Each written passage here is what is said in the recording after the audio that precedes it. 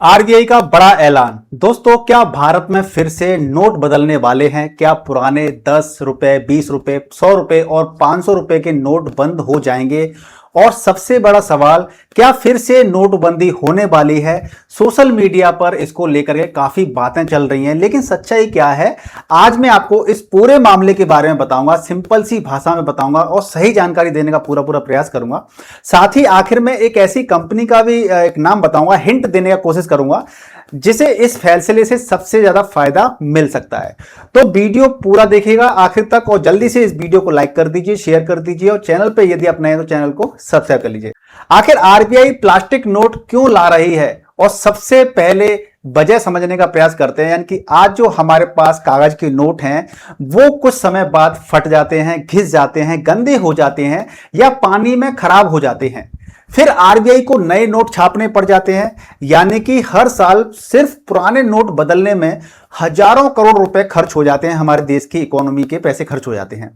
यही खर्च कम करने के लिए अब पॉलीमर यानी कि प्लास्टिक बेस वाले नोट लाने की तैयारी की जा रही है। क्या यह पूरी तरह प्लास्टिक होगा? नहीं, यह सामान्य प्लास्टिक नहीं होगा। इसे पॉलीमर नोट कहा जाता है। यह मुड़ भी जाएगा, पर्स में भी आसानी से रहेगा, लेकिन जल्दी फटेगा नहीं, ना ही खराब होगा और इसकी जो लाइफ है वो काफी बेहतरीन है। इसका मतलब सीधा सीधा ये है कि एक नोट कई साल ज्यादा चलेगा। अब इसका फायदा क्या होगा? जब कोई नोट ज्यादा साल चलता है, खराब नहीं होता है, तो उसका फायदा क्या होता है? सबसे बड़ा फायदा होता है कि बार बार नए नोट छापने की जरूरत कम पड़ती है। सरकार और आरबीआई का खर्च बच जाता है। नोट ज्यादा साफ रहेंगे, पानी से जल्दी खराब भी नहीं होंगे और सबसे बड़ी बात, नकली नोट बनाना काफी मुश्किल हो जाएगा। नकली नोट कैसे रोकेंगे? इन नोटों में कई सिक्योरिटी फीचर भी हो सकते हैं, ऐसा न्यूज के अंदर भी आ रहा है।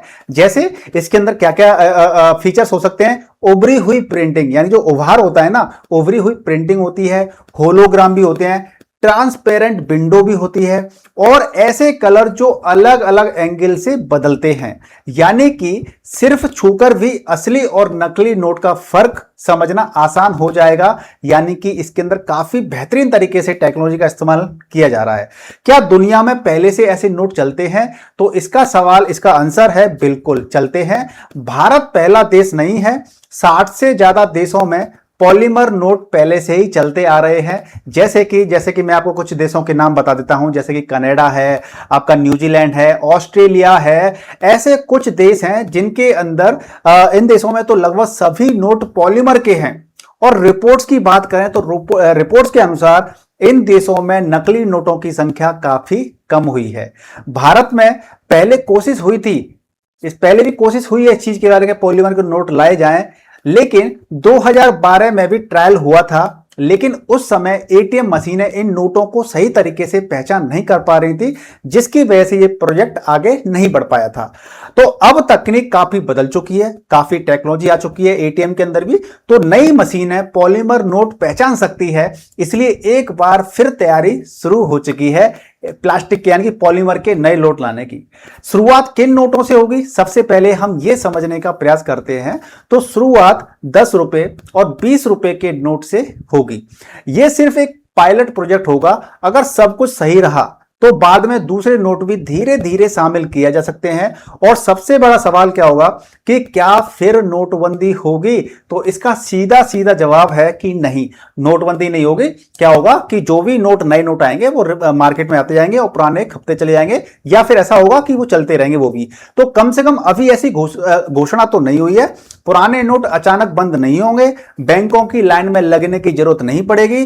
पुराने और नए नोट कुछ समय तक साथ साथ चलेंगे, फिर धीरे धीरे पुराने नोट अपने आप सिस्टम से बाहर होते चले जाएंगे। जैसे कि फट गए, पुराने हो गए, तो वो ऑटोमेटिकली धीरे सिस्टम से बाहर होते जाएंगे। यानी कि ये नोटबंदी नहीं है, बल्कि धीरे धीरे होने वाला एक बदलाव है, एक पॉजिटिव बदलाव है और पायलट प्रोजेक्ट है। अगर ये सफल रहता है तो उसको आगे भी बढ़ा जाएगा। तो आम आदमी पर इसका क्या असर पड़ेगा? सच कहें तो ज्यादातर लोगों को कोई परेशानी बिल्कुल भी नहीं होगी। आप जैसे अभी नोट इस्तेमाल कर रहे हैं 10 रुपए के, 20 रुपए के, 50 रुपए के, तो वैसे ही आप आगे भी करते रहेंगे। तो 10 रुपए के, 20 रुपए के जो नोट आएंगे आप उनको भी प्रॉपर तरीके से इस्तेमाल करते रहेंगे जैसे आप करते आ रहे हैं। बस धीरे धीरे आपकी जेब में नए पॉलीमर नोट आने लग जाएंगे। अब सबसे दिलचस्प बात है कि इससे फायदा किस कंपनी को हो सकता है, तो मैं नाम तो बिल्कुल बताऊंगा नहीं। नाम बता दूंगा तो क्या होता है कि इससे दिक्कत आ जाती है और सेबी की भी गाइडलाइन रहती है और फिर लोग भर भर के उसी कंपनी के अंदर स्टॉक में पैसा भी लगाने लग जाते हैं। तो मैं बिल्कुल भी नहीं बताऊंगा और मैं ना सलाह दूंगा आपको कि ऐसा इन्वेस्टमेंट करना चाहिए, क्योंकि इन्वेस्टमेंट हमें बहुत ही सोच समझ के करना चाहिए।